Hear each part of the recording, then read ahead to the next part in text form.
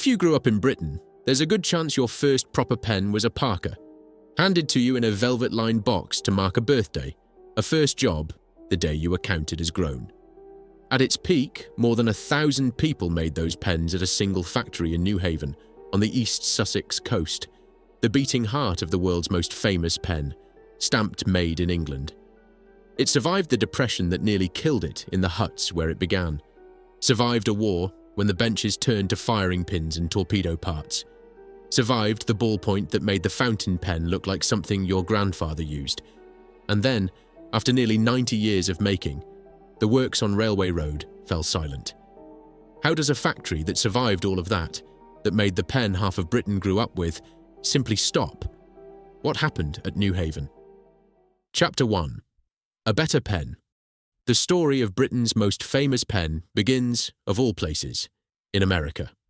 Not in a boardroom or a great city, but in a small telegraphy school in Janesville, Wisconsin, where a young instructor was slowly losing patience with other men's fountain pens.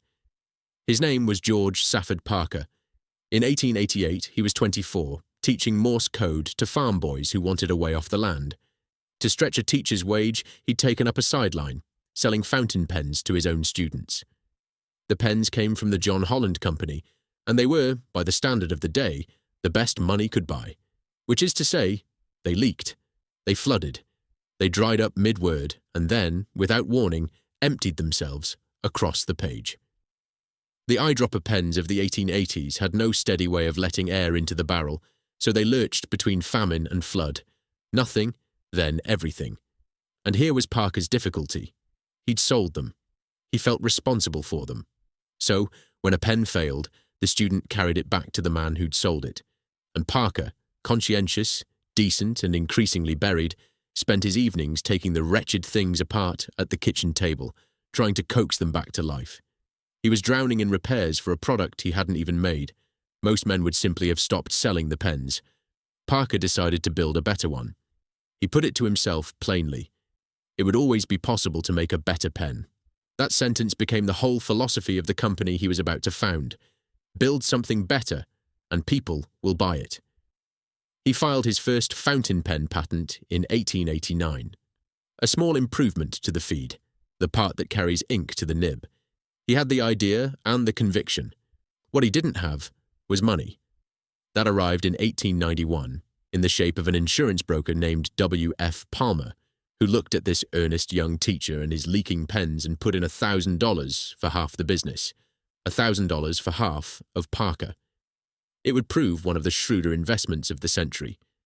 The first proper factory was a single floor at the top of the Myers Grand Opera House in Janesville, a pen company above a theatre, and the following year, 1892, the firm was formally incorporated. Then came the breakthrough. In 1894, Parker patented what he called the lucky curve, a feed with a curved tail that, when the pen stood upright in a man's breast pocket, drew the surplus ink back down into the barrel by capillary action, instead of letting it pool at the nib and blot the first thing the owner touched. It sounds like a small thing.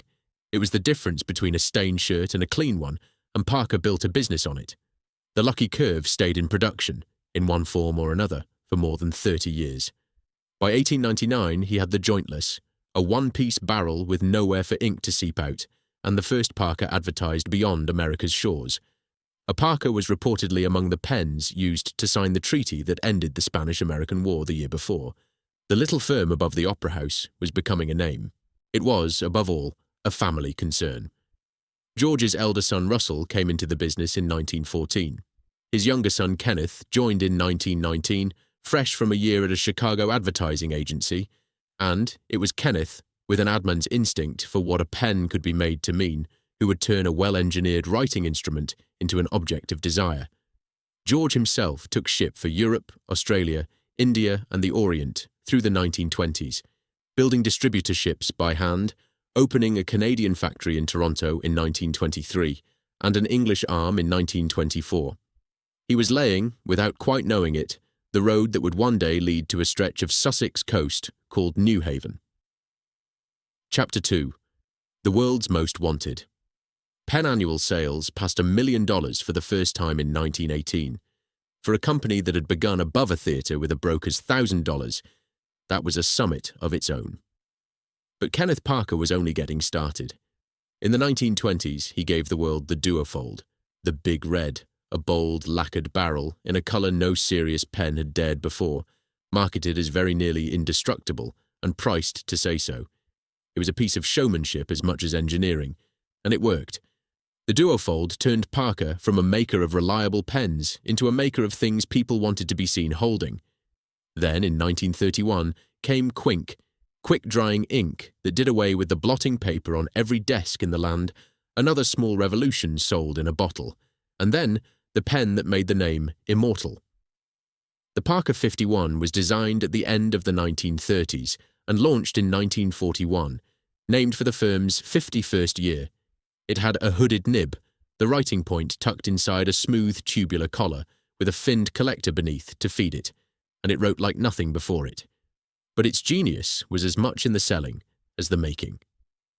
Because the war had cut civilian production to a trickle, the 51 became the pen you couldn't get, and Kenneth's advertising leaned straight into the scarcity.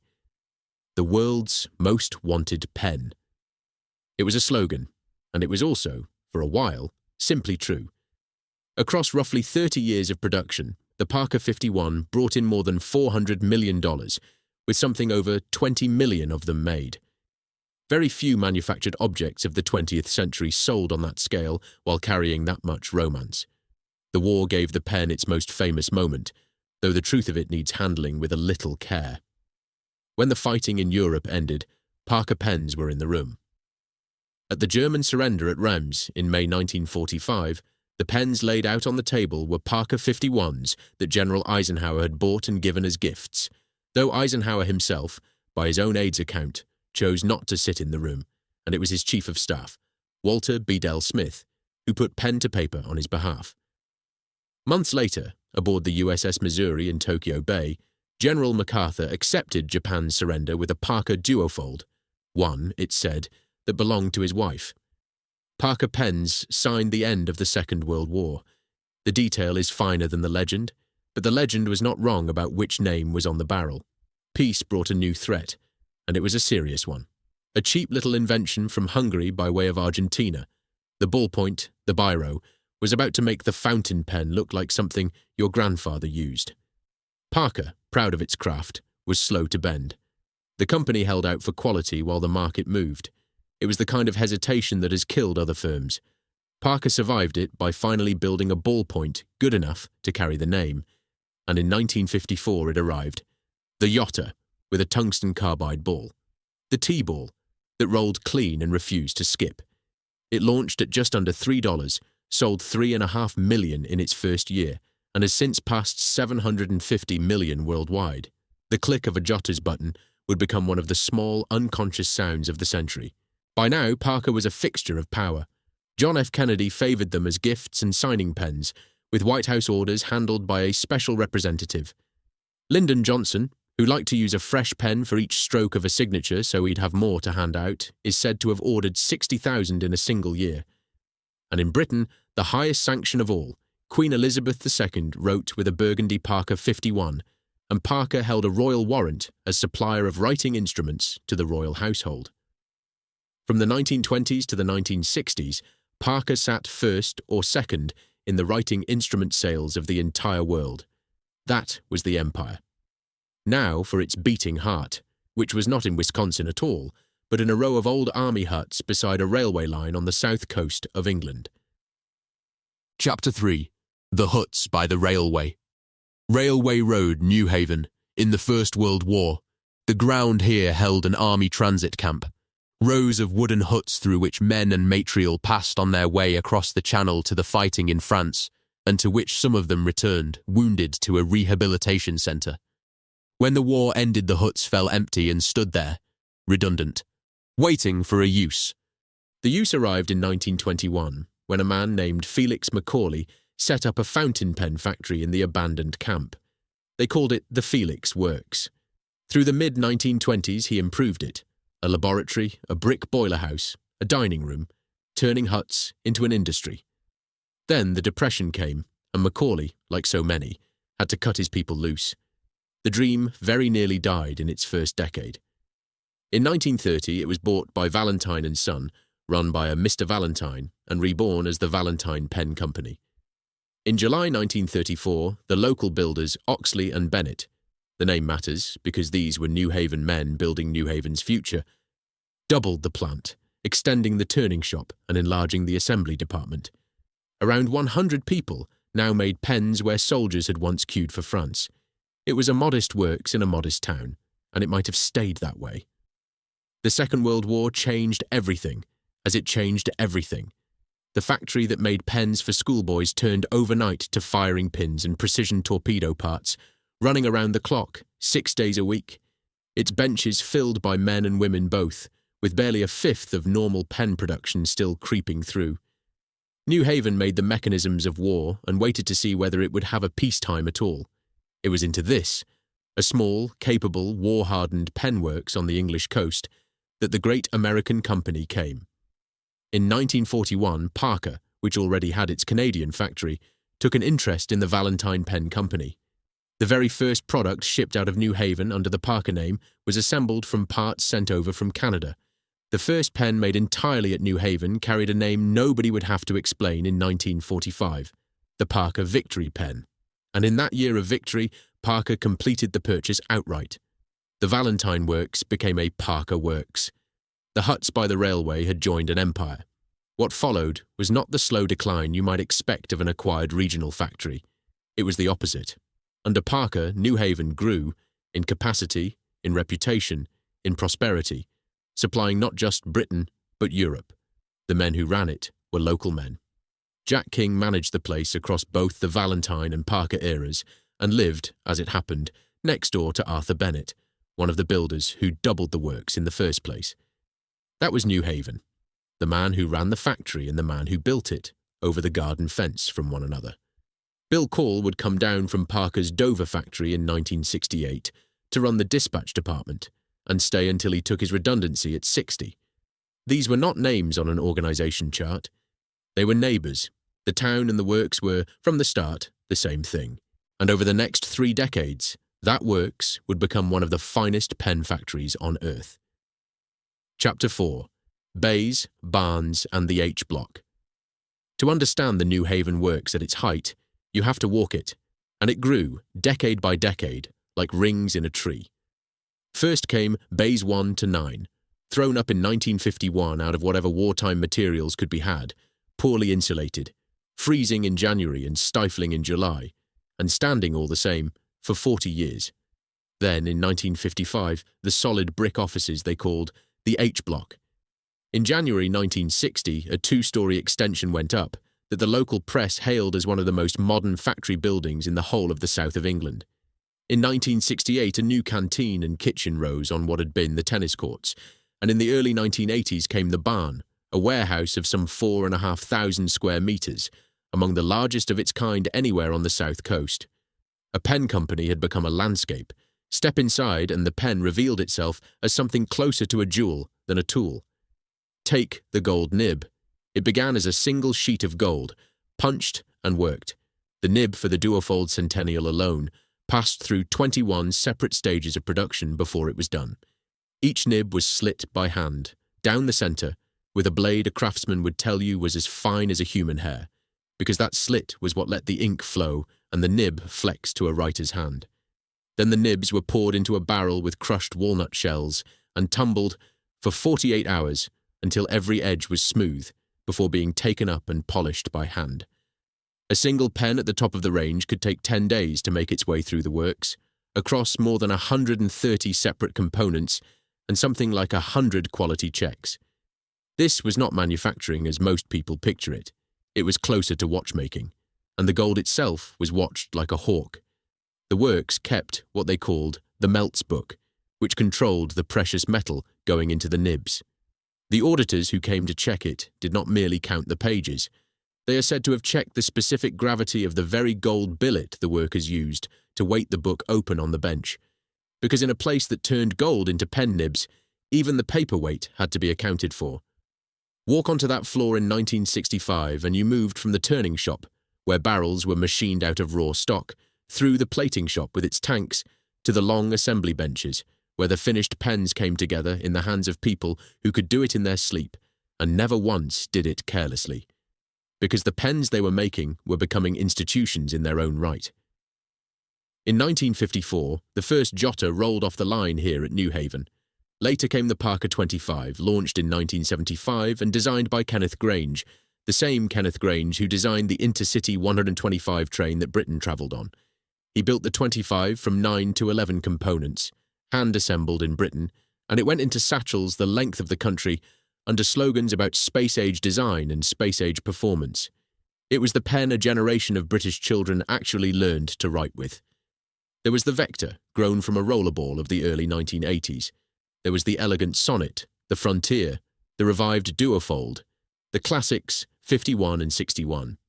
The people who made them were craftsmen with names. Doug Brocklesby was among Parker's very first apprentices in the toolroom. Darrell Kingshott came up the same way, a toolmaker's apprentice who would end his life a recognised world authority on the Parker 25. A man who knew a single pen so completely that collectors sought him out. Pat Ost worked as the chemist. These were skills you could not buy in and could not rush. They were grown, apprentice by apprentice, over years, on that floor, in that town. And every pen that left carried the same three words that meant something in every shop from Sydney to San Francisco. Made in England.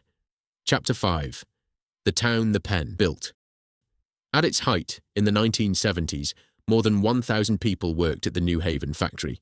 The wider site, across its fullest years, is remembered as carrying a workforce 1,200 strong.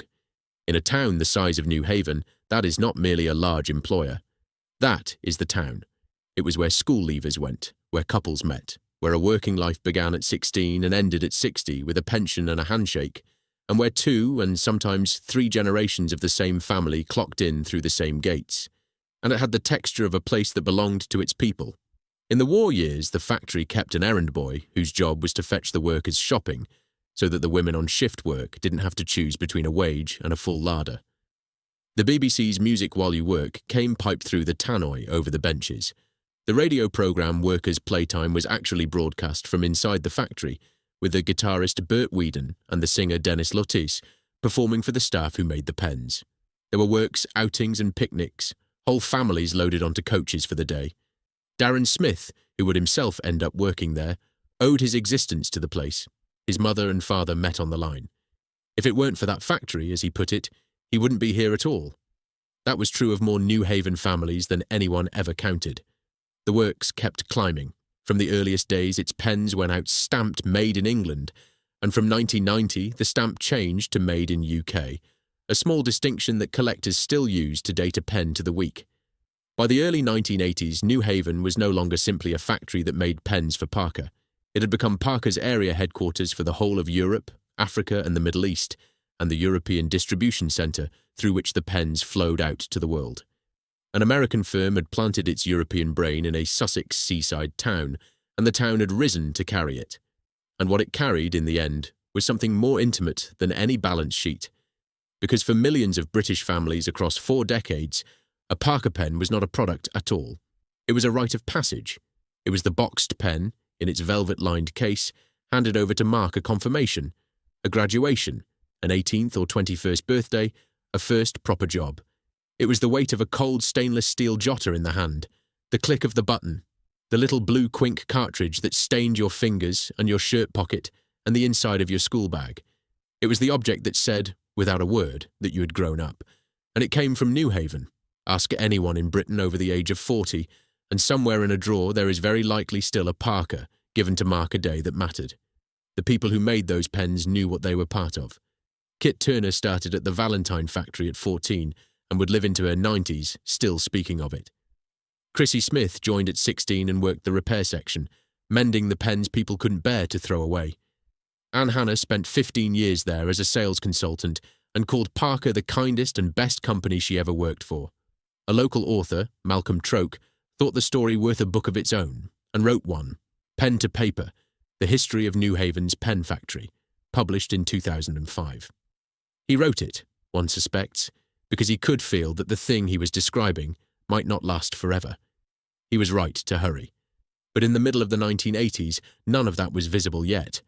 What was visible was a town at the top of its craft, an American icon beating strongest on the English coast, and a moment of triumph so complete that the Prime Minister herself came down to see it. Chapter 6. Mrs. Thatcher comes to Newhaven. The triumph had a specific shape, and it was this. In the mid-1980s, the American parent company had grown lopsided. Years earlier, it had bought a temping agency called Manpower, and Manpower had grown so vast that its profits were quietly masking the fact that the pen side was losing money. By early 1986, the balance had become impossible, and the writing division was put up for sale. And here, Newhaven's own people stepped forward. On the 1st of February 1986, in a leveraged management buyout, a group of Parker's British managers and investors bought the entire Writing Instruments Group for $100 million. The world headquarters of Parker, the archives, the brand, the lot, moved from Wisconsin to Newhaven. An American company, founded above an opera house in Janesville, was now British-owned and run from a Sussex coast town, led by a chief executive named Jacques Margry, a man who had joined Parker as a London salesman back in 1949 and worked his way to the top. It was not a paper triumph. In the 5 years after the buyout, with the wider world in recession, Parker pushed its turnover up by nearly half. The relaunched Duofold Centennial in 1988 was a genuine commercial hit. The British had bought the American icon and made it thrive, which is why, on the 10th of October 1988, at the celebrations for the company's centenary, the Prime Minister came to Railway Road.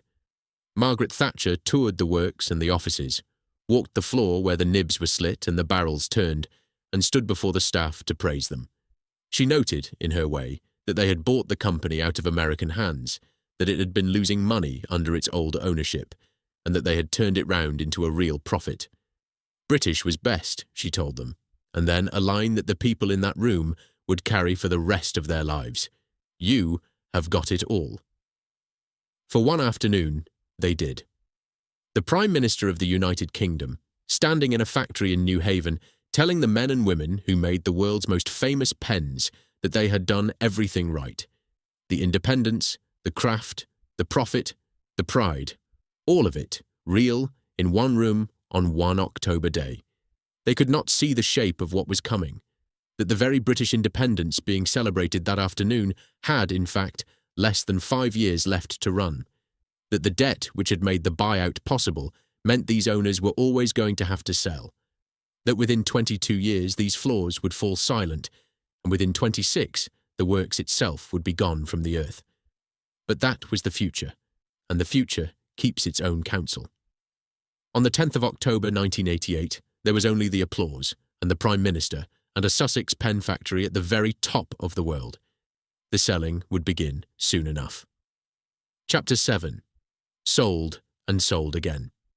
The trouble was written into the triumph from the very first day. The buyout that made Newhaven, the world headquarters of Parker, had been a leveraged one. That is the plain technical word for it, and it matters more than any other word in this story. The managers and investors who bought the Writing Instruments Group for $100 million in February 1986 did not have $100 million. They borrowed the bulk of it on short terms against the company itself. It is an ordinary sort of arrangement. It has made a great many people a great deal of money, but it comes with a condition that never sleeps. A business bought with heavy short-term debt has to be sold on, and sold on soon, because the debt does not wait for sentiment or craft or a Prime Minister's applause. As one Newhaven man understood it perfectly well, the company always had to sell in the end. It had been financed by a very large short-term loan, and a loan like that is a clock, not a gift. To see how the whole thing had come to this pass, you have to go back to a decision made a decade earlier, 3,000 miles away, that had nothing to do with pens at all. In 1976, the American parent had bought a temping agency called Manpower for some $28 million as a way of putting its money into something that grew, and grow it did. Manpower grew so vast, so fast, that within a few years the pen business it sat beside looked like a hobby the company kept for old times' sake. Worse than that, Manpower's profits were quietly covering up the fact that the pens themselves had slipped into loss. For a while, nobody had to face it. The temping money papered over the pen money, and the papering held. By the start of 1986, it no longer held. The imbalance had become impossible. The pen division was plainly losing money inside a group that made its real income from something else entirely, and the writing side was put up for sale. That was the moment Newhaven's own managers stepped forward and bought it, and the moment the parent, shedding its pens, renamed itself simply Manpower Inc. The company that George Parker had founded to make a better pen had become, in America, a company that rented out people. The pens had been sold off like a spare room, and the men who bought them were good at it. In the 5 years after the buyout, with the wider world in recession, they pushed Parker's turnover up by nearly half. The relaunched Duofold in 1988 was a real commercial hit. The British had taken the American icon and made it thrive, and Jacques Margry, the salesman who joined Parker in London in 1949 and worked his way to chief executive, ran it from Sussex with genuine success. None of that was fiction. The triumph was real. But the clock was real too, and it ran out in the spring of 1993 when Parker Pen Holdings was sold to the Gillette Company, the American giant that already owned Papermate and Waterman. 5 years.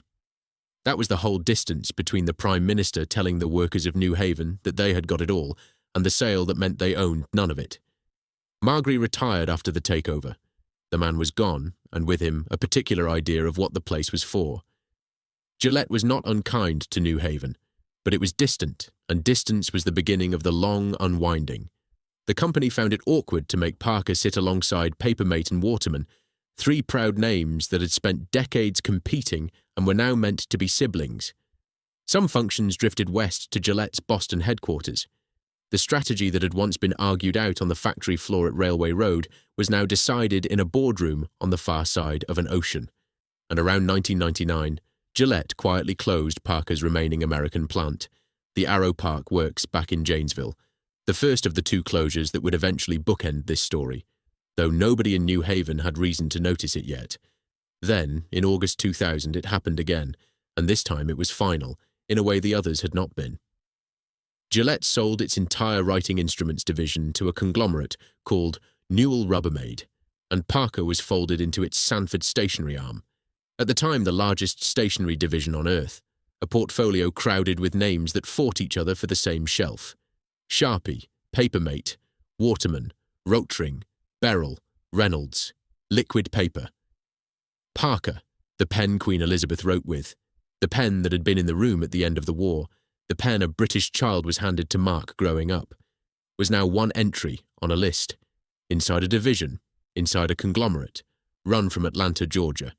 To keep the Sussex works busy, Newell moved other lines into it, Rotring, Beryl, filling Newhaven's floor space with brands the town had never made.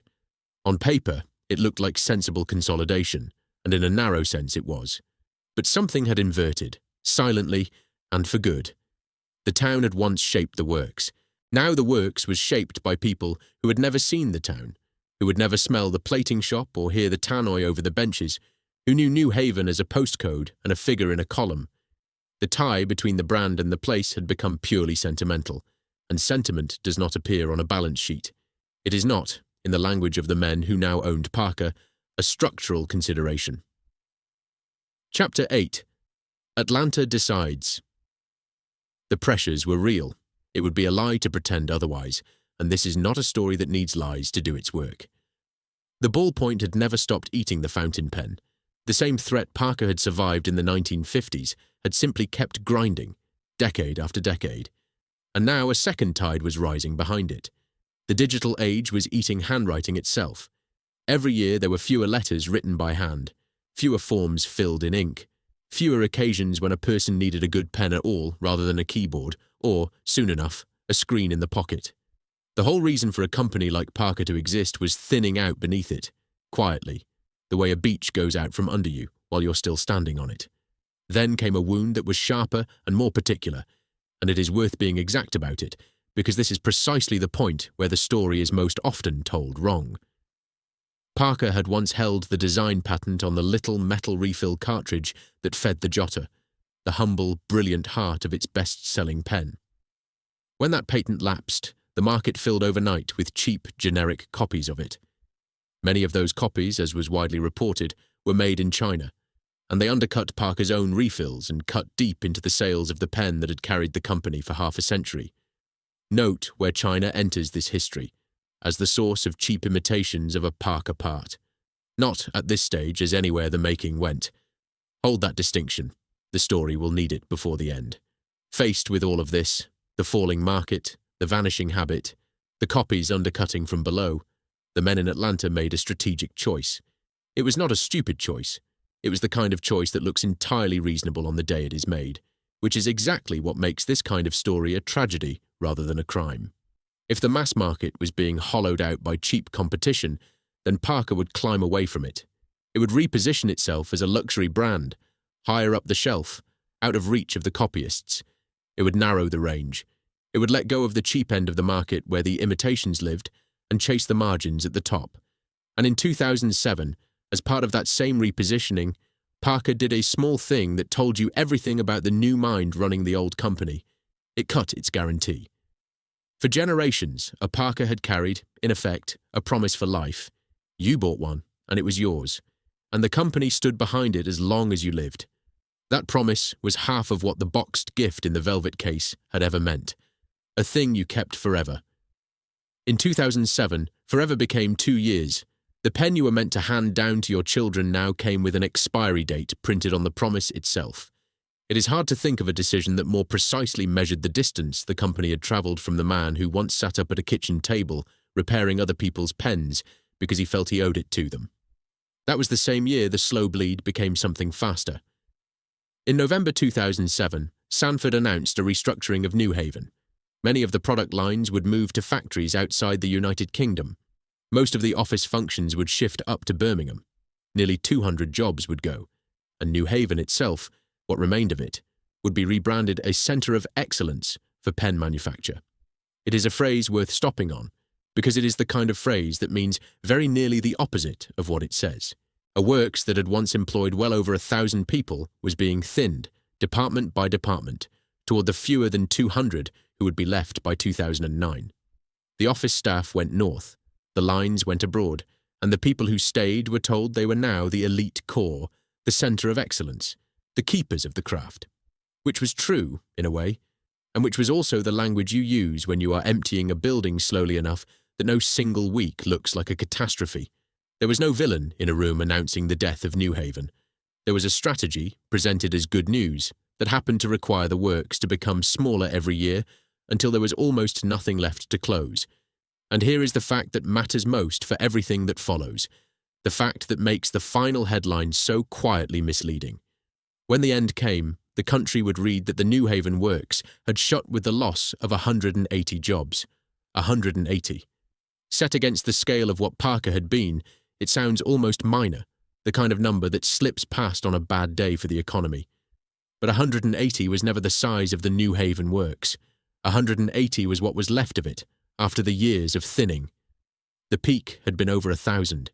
The generation of tool makers and platers and assemblers, the Doug Brocklesbys and the Darrell Kingshots, the people who carried the fine skill that could not be bought in and could not be rushed, had already been let go in ones and tens across a decade before the final blow ever fell. The killing, in other words, was very nearly done before anyone thought to announce a death. What happened in 2009 was not the destruction of the Newhaven works. It was the moment someone finally said aloud that the destruction was complete. Chapter 9. A Bitter Blow. It came in July 2009. On the 16th, the news broke that Newell Rubbermaid had begun a consultation to close the Newhaven site entirely. The company called it a review of its fine writing business. The reason it gave was structural issues, accelerated by market trends. Up to 180 people would lose their jobs. The factory, making pens on that ground since the 1940s, would shut by the autumn of the following year, and the work would go to France, to a plant at Nantes, in the suburb of Saint-Herblain, close to a factory the company already owned. France, not China. It is worth holding that straight, because the anger of the moment blurred it, and the blur has never really lifted. The pens would still be made in Europe. They would simply no longer be made in England. The 3 words that had meant something in every shop from Sydney to San Francisco were being carried across the channel. The very stretch of water that Newhaven had spent the First World War ferrying soldiers across, from the huts that would one day become the penworks itself. The ground had a memory, if anyone had stopped to hear it. It had always been a place things left England from. The town's Member of Parliament was Norman Baker, and he found the words the moment needed. Parker Pen, he said, had for many years been the flagship employer in Newhaven. This was a bitter blow for a town already hit far harder by the recession than its neighbours. And then the line that became its epitaph. It was, he said, the end of an era. He did not leave it at a quote for the local paper. 4 days later, on the 20th of July, he raised the matter formally in the House of Commons, an adjournment debate that the parliamentary record catalogues plainly and finely under a heading that reads now like a gravestone: Parker Pen Factory, Newhaven. A Sussex pen works, its closure argued over in the chamber of the House of Commons. It availed nothing. These debates rarely do. But it is there in the record the town's grief entered into the official history of the nation, which is at least a kind of permanence. What happened next carried a terrible symmetry, the kind a novelist would be told to cut for being too neat. The following month, in August 2009, Newell Rubbermaid announced that it was also closing the last of Parker's operations back where the whole story had begun, in the United States, at Janesville, Wisconsin, with the loss of a further 153 jobs. And the statement it issued there was a small masterpiece of the corporate form. This decision, it said, was a response to structural issues accelerated by market trends and was in no way a reflection on the highly valued work performed by their Janesville employees over the years. The same words, near enough, on both shores of the same ocean. The town where George Parker had once sold fountain pens to telegraphy students, and the town where Margaret Thatcher had stood on a factory floor and said, "You have got it all," closed in the same summer, by the same conglomerate, for the same stated reasons, in the same carefully structured language. Structural issues, market trends, highly valued work. The phrases you reach for when you would rather not say the plain thing, which is that the numbers no longer worked and the people were the cost. But the people were not a statement, and they will not be summarized in the language of the men who let them go. Listen to them instead. Darren Smith was still working there as the end came on, the man whose mother and father had met on that very line. He said he was proud to have worked for a company with such a history, that it would be a shame, that he'd miss the old girl when she was gone, because that, he said, was where his parents met, and if it weren't for the factory, he wouldn't be here at all. A man mourning the place that had, in the most literal sense, made him. Anne Hannah had given 15 years to the sales side. Parker, she said, were the kindest and best company she had ever worked for, and she carried such happy memories of the place, and it was so very sad that the Newhaven factory had to close. Not angry, sad. There is a difference, and the difference is the whole register of this story. A man who ran a business next door on Railway Road put his finger on the thing that no jobs figure can ever hold. He could not emphasize enough, he said, how much the loss of the factory had hurt Newhaven, that it had become a sadder, quieter place all round, in a way that went well beyond the people directly thrown out of work. How they had allowed this great company to simply up sticks and slip over the channel to France, he said, leaving all its loyalty and tradition behind it. He would never understand as long as he lived. He would never understand. And there, exactly, is the particular shape of this grief. Because the decision had never been his to understand, or the town's, or the workers'. It had been made in Atlanta, in a vocabulary of structural issues and market trends, about a place the deciders had never once stood in and would never think to visit. There is a specific kind of loss in that, in losing something not to a storm or a war, or even to your own mistakes, but to people so far away that they cannot see what it is they are taking, and would not recognize it if they could. One of the workers, whose name is not recorded, said the truest thing of all about what it had been to make pens on Railway Road. There was, he said, a genuine satisfaction about making things. When a new pen was launched, the children at the local school would go to see the thing their parents had built. This sense of an integrated, productive community, he said, was quite astonishing. He was describing the golden age. He was also, without meaning to, describing precisely what the word consolidation quietly removes. Chapter 10. Across the Channel. The end itself was quiet. That is how these things end now. Not with a hooter and a locked gate and a crowd at the fence, with a consultation, a wind down, A last shift that most of the country never heard about at all. The factory closed across 2010 and into 2011. The sources disagree on the exact month, as they tend to when a thing dies slowly rather than all at once. But the announcement had come in July 2009, and the target had been the autumn of the following year. And somewhere in that span, the last pen made on Railway Road was made, and nobody made another. Production was consolidated in France, at Saint-Herblain, near the Waterman plant the company already ran. 89 years of pen-making on that ground, from Felix Macaulay's fountain pens in the old army huts, through Valentine, through the whole Parker era, to Newell Rubbermaid's centre of excellence, simply stopped. Then came the fight over the bones. A Swedish collector named Tony Fischier, who kept a Parker archive of his own, launched a petition. He begged Newell Rubbermaid to keep the Parker archives in Newhaven and to open a museum there. Newhaven, he wrote, was traditional Parker soil, and at the very same moment, an ocean away, Janesville was mounting a campaign of its own to bring those same archives home to Wisconsin. A retired police officer running a letter-writing drive, the city council passing a resolution, a town insisting on its birthright. Two towns, 4,000 miles apart, each certain it was the real home of Parker, each fighting for the paper record of a company that no longer wanted either of them. The orphans of the same dead parent, quarrelling over the photographs while the house was sold from under them both. And there was one last small indignity, so small it would be almost comic if it were not so sad.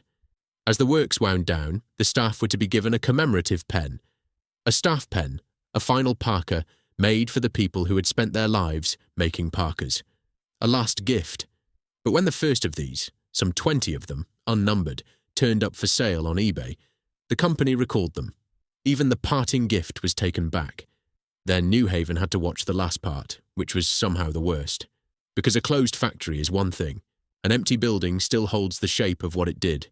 You can stand outside it and remember. But the Newhaven works was not left to stand as a monument to anything. It stood empty. Then it stood derelict. In 2012, urban explorers picked their way through the half-ruined halls and photographed what was left. The turning shop silent, the long assembly benches gone, weeds coming up through the floor where the morning shift had once filed in past the gate.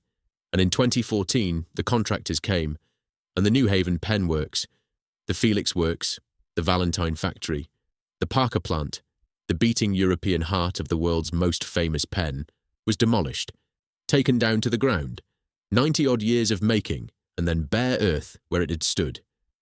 What does a town keep when even the ruin is taken from it? Chapter 11. Safford Park. What stands on Railway Road now is a housing estate. It is called Safford Park, a nod, whether the people who named it fully understood the weight of it or not, to George Safford Parker himself, the young telegraphy teacher in Wisconsin who could never get his students' pens to stop leaking and set out to build a better one. 145 homes went up on the ground where the pens were made, 10 for affordable rent, 59 for rent to buy, 76 for shared ownership. There is a strip of open green they called East Side Park.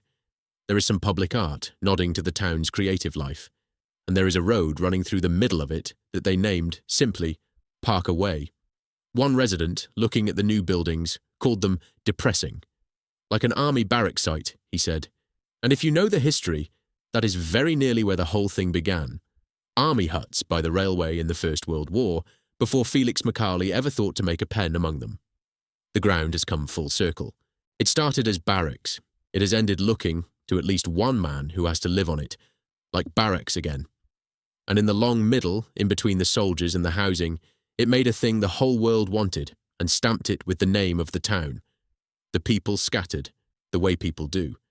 There were redundancy payments and what the company called transitional employment services, and then the flagship employer of a town already reeling from recession was simply gone, and its skilled hands carried their skill out into a labour market that had no further use for a master nib-slitter or a man who knew the plating tanks by feel. In the years that followed, Newhaven's regeneration would lean not on craft, but on energy, an offshore wind project, bringing construction and maintenance work to the harbour, honest work of a kind the town badly needed, but not the work of 10 days and 130 components and a slit down the centre of a gold nib as fine as a human hair. That work does not come back. When it goes for good, because it lives in hands, and hands retire, and the apprentices who would have learned it were let go before they could. And yet here, at the very end, the town refused, quietly, stubbornly, in the way that towns like Newhaven do refuse, to let the thing vanish altogether. In 2024, a small outfit called Press Play Films won a grant from Historic England, a modest one, under £22,000. The purpose was to gather the oral histories of 20 former Parker employees before it was too late, and to make, of all the unexpected things, a clay animation project with them, alongside the Newhaven Museum and the local schools, to be shown at the community centre. The names that came forward were the names this story has carried all along. Doug Brocklesby, one of Parker's very first apprentices in the tool room. Darrell Kingshot, the toolmaker's apprentice, who had become the recognised world authority on the Parker 25, a man who knew a single pen so completely that collectors sought him out from across the globe. Kit Turner, who had started at the Valentine factory at 14 and was now in her 90s, one of the last living threads back to the beginning. Chrissy Smith, from the repair section, who had joined at 16 and spent her working life mending the pens people could not bear to throw away. Even a descendant of the founding family, Geoffrey Parker. Their voices, recorded at last, in clay and in memory, before the last of them was gone. Maria Caulfield, who by then held Norman Baker's old seat, welcomed the project. The Parker Pen Factory, she said, had been such a historic part of Newhaven's history. So many families in the town would have relatives who had worked there at some point in their lives. She was right, and the plainness of it is the point.